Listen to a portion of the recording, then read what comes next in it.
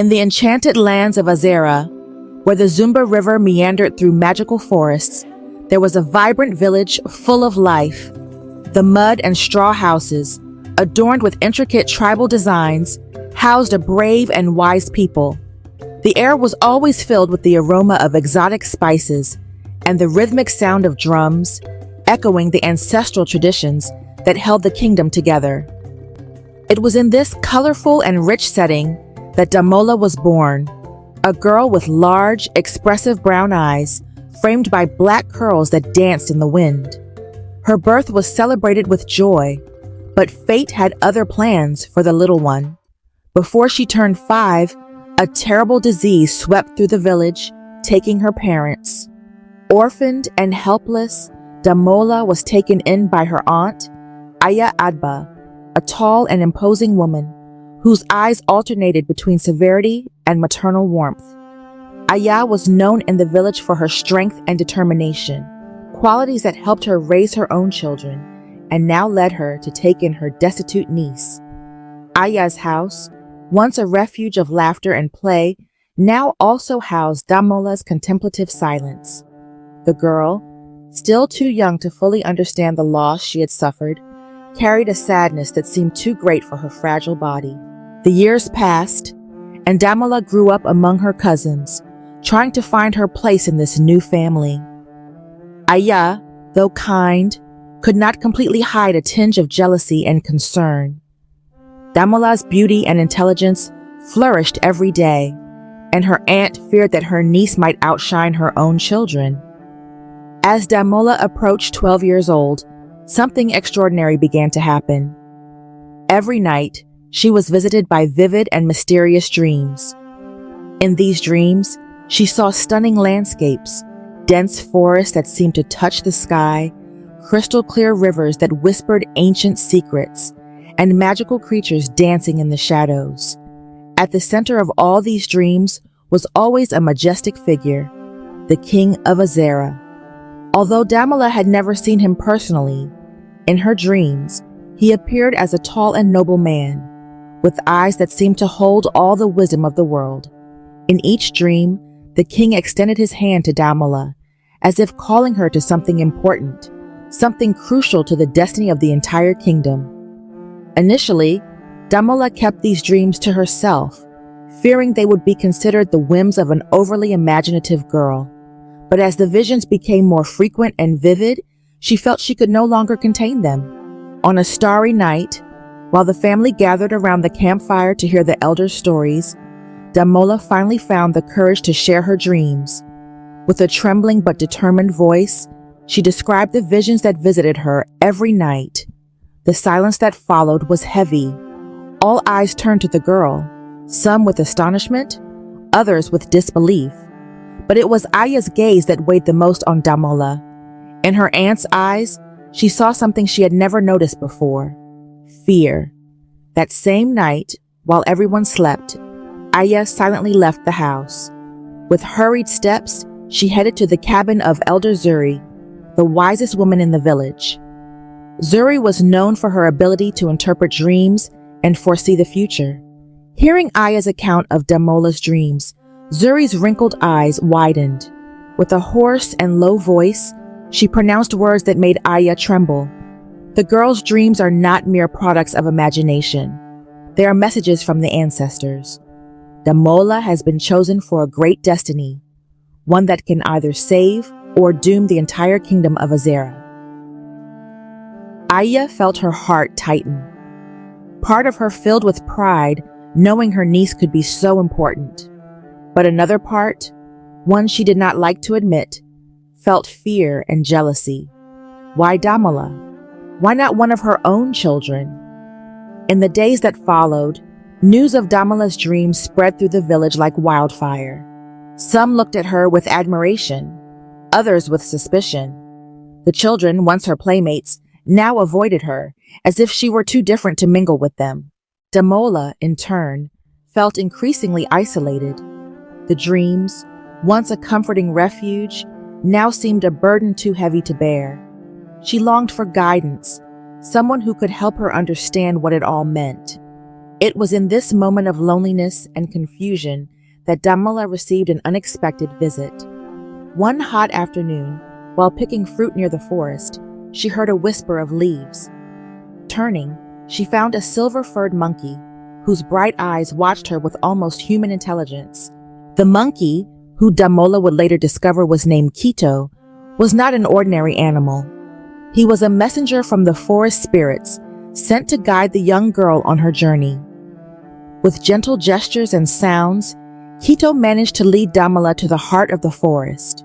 There, in a clearing bathed in the golden light of the setting sun, Damola found a circle of ancient stones.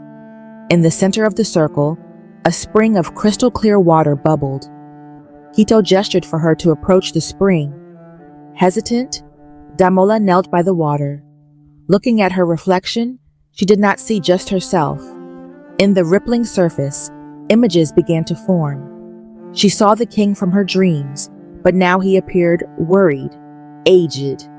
She saw a dark shadow spreading over the kingdom of Azera, threatening to engulf everything in its path. Then, in a flash of clarity, Damola understood. Her dreams were not just dreams. They were visions of the future, a future in which the kingdom was in danger. And somehow, she was the key to preventing this dark fate.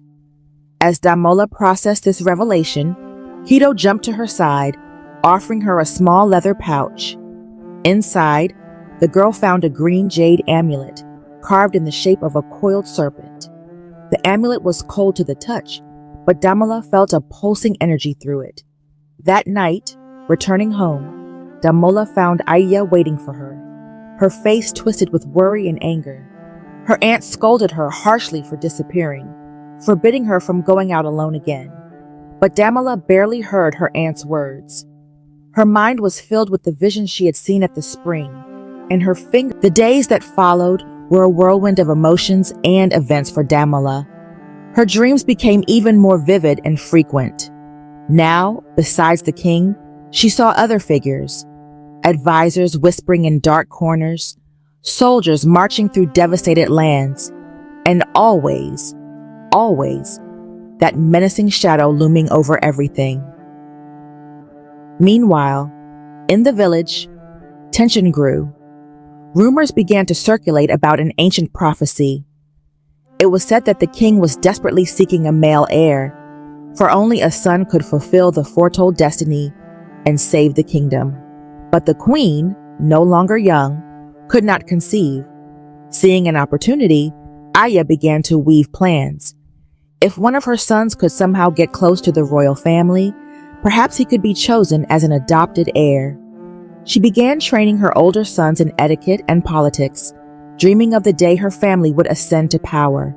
Damola, observing all this with increasingly open eyes, felt divided. Part of her wanted to share everything she knew, to tell about Quito and the magical spring, but another part, the part that was still a scared child, feared the consequences of revealing her secrets. It was in this moment of indecision that fate decided to intervene. A royal herald arrived in the village, announcing that the king was summoning all young people between 12 and 18 years old for a great event at the palace. It was said that the king sought signs from the gods to choose a successor. The village plunged into a frenzy of activity. Entire families prepared, dressing their children in the finest clothes, teaching them courtly manners. Aya, in particular, was radiant.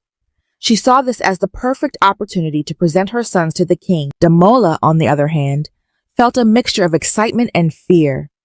Her dreams had become more urgent, repeatedly showing her the way to the palace. Deep down, she knew this event was crucial to the destiny that had been revealed to her. The night before departing for the palace, Damola had the most vivid dream of all. In it, she saw herself standing before the king, who looked at her with a mixture of hope and despair. The king extended his hands to her, and in his palms was a golden serpent. The serpent slowly uncoiled and, to Damola's astonishment, began to speak. The name is the key. The name is the power. Only the one who knows the true name of the king can unlock the mystery and bring salvation. Damola woke up startled. her heart pounding. She knew without a shadow of a doubt that this dream was more than just a vision. It was a message, a crucial clue for the mission she still did not fully understand. The day of departure dawned clear and hot. The entire village gathered to bid farewell to the young people heading to the palace. Aya, with tears in her eyes, hugged her sons, whispering words of encouragement and ambition. When it was Damola's turn, however, the embrace was colder, more distant. The journey to the palace was an adventure in itself. The group of young people, led by experienced warriors, traversed the dense forest surrounding Azera. Damola, with the jade amulet hidden against her chest, felt as if each step brought her closer to her destiny. During the trip, Damola befriended Zara, a girl from a neighboring village. Zara was curious and perceptive, and soon noticed that there was something different about Damola. The two spent hours talking, and Damola felt tempted to share her secrets with her new friend, but something held her back. An instinct that told her to keep her visions a secret, at least for now. After 3 days of travel, the group finally spotted the royal palace. It was an impressive sight. Tall towers that seemed to touch the sky, white stone walls that gleamed in the sun, and lush gardens that stretched as far as the eye could see. Entering through the palace gates, Damola felt a wave of recognition. Although she had never been there before, every corridor, every hall seemed familiar, as if she had visited them thousands of times in her dreams. The young people were lodged in luxurious rooms and were informed that the grand event would begin the next morning. That night, while everyone slept, Damola could not close her eyes. She felt that something important was about to happen. Guided by an inexplicable impulse, Damola quietly left her room. With silent steps, she walked through the palace corridors, letting herself be guided by an invisible force. Her feet led her to a small door hidden behind a tapestry. With a racing heart, Damola opened the door and found herself in a secret garden. In the center of the garden was a small lake with mirrored waters, and there, sitting by the lake, was the king. The monarch raised his eyes at the sound of Damola's steps. His face, marked by time and worry, lit up at the sight of the girl. With a kind gesture, he invited her to come closer. "I was waiting for you, Damola," said the king, his voice grave and gentle.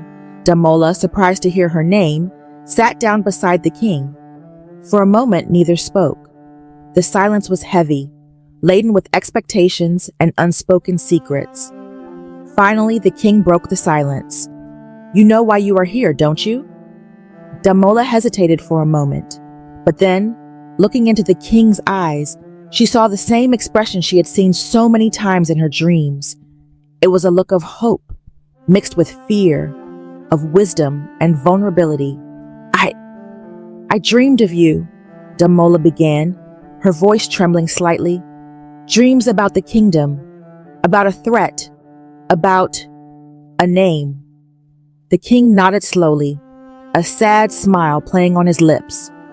"Dreams are powerful, Damola," the king said. "They are the voice of our ancestors, whispering through the veil of time. And your dreams, my dear, are more powerful than you imagine." The king then told Damola about an ancient prophecy that had hung over the kingdom of Azera for generations. The prophecy spoke of a time of great danger, when shadows would threaten to engulf the land. But it also spoke of a savior, a young girl with the power to see beyond the veil, who would know the king's true name and, with it, seal the kingdom's fate. "For years I sought a male heir, believing that only a son could fulfill this prophecy," the king continued. "But now I see that I was blind to the truth that was before my eyes. It is you, Damola. You are the chosen one." The king's words fell on Damola like a heavy mantle. She felt the weight of responsibility, but also a strange sense that all of this was inevitable, as if her entire life had prepared her for this moment. "But Majesty," Damola asked, her voice barely a whisper, "how can I know your true name? And how can this save the kingdom?" The king smiled, a smile full of mystery and hope. The name, Damola, is more than just a word. It is the essence of who we are. My true name contains the power of the entire royal lineage of Azera.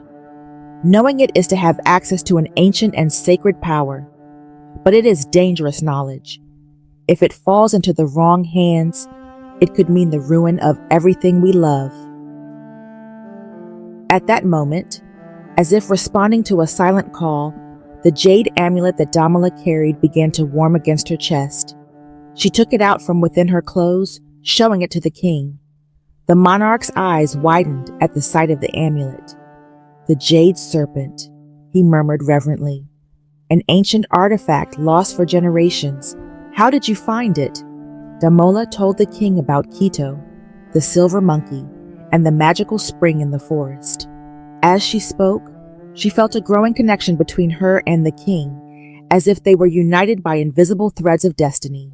"Damola," the king said, his voice now urgent, "tomorrow is the day of the great ritual. It is when the shadow that threatens our kingdom will be strongest, but also when we will have the opportunity to defeat it. You must be prepared." The king then explained the ritual in detail. Damola would have to drink a sacred potion that would temporarily transform her into a serpent. In this form, she would have access to ancient knowledge and could hear the whispers of the spirits. It would be her task to decipher the king's true name and proclaim it before the entire court. "But be careful," the king warned. "There are those who will do anything to prevent you from succeeding. The shadow has agents everywhere, even within these walls."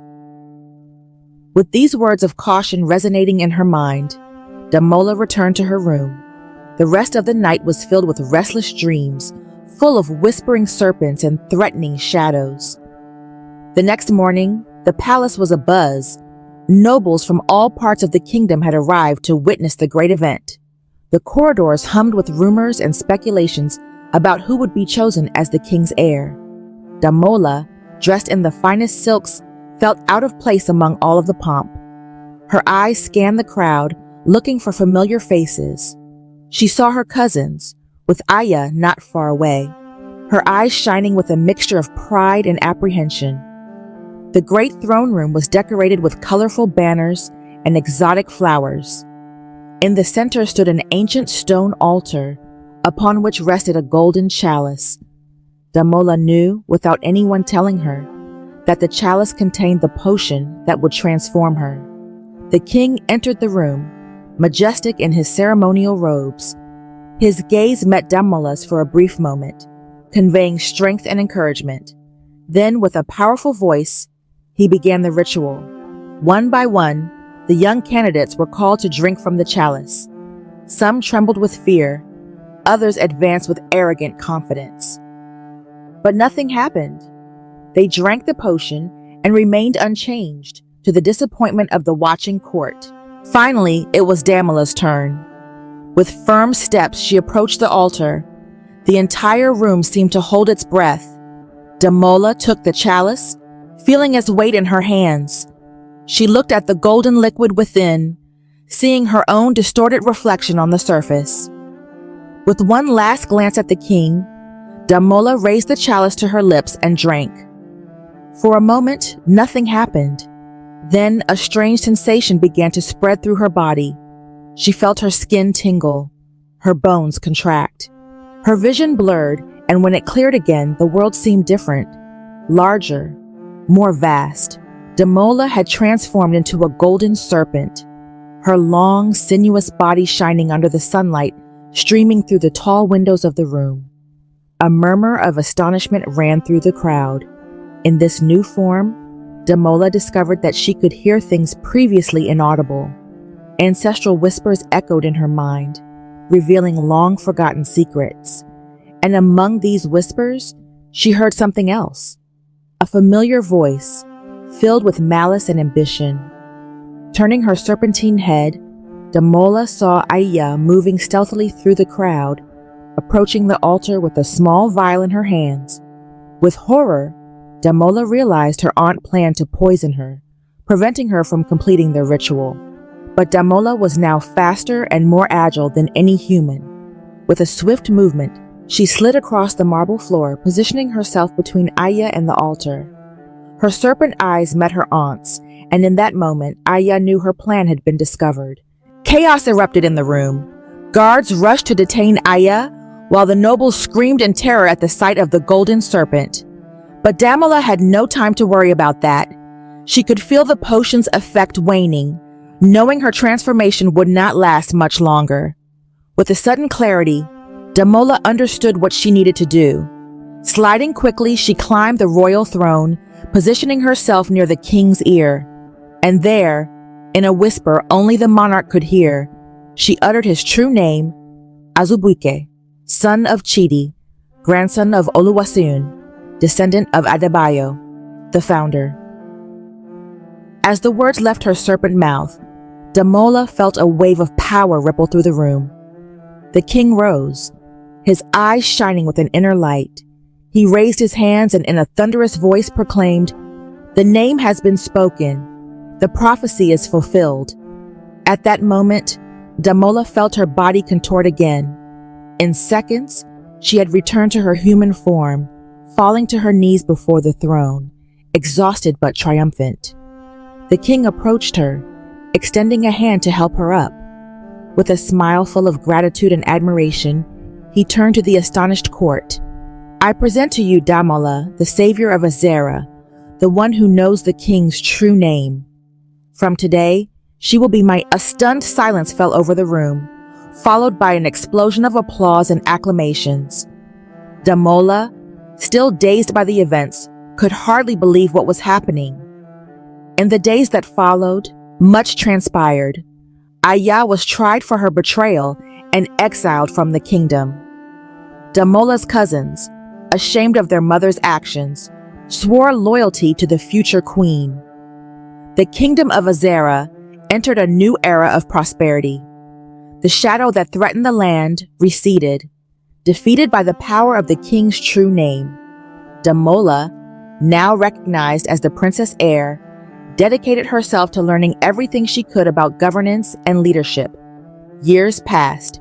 Damola grew, becoming a wise and compassionate young woman.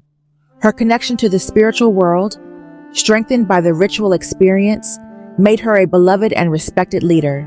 Quito, the silver monkey, became her constant companion, a living reminder of her extraordinary journey. When the day of her coronation finally arrived, Damola was ready. She ascended the throne not only as a queen, but as the guardian of Azera's ancient secrets, protector of the balance between the physical and spiritual worlds.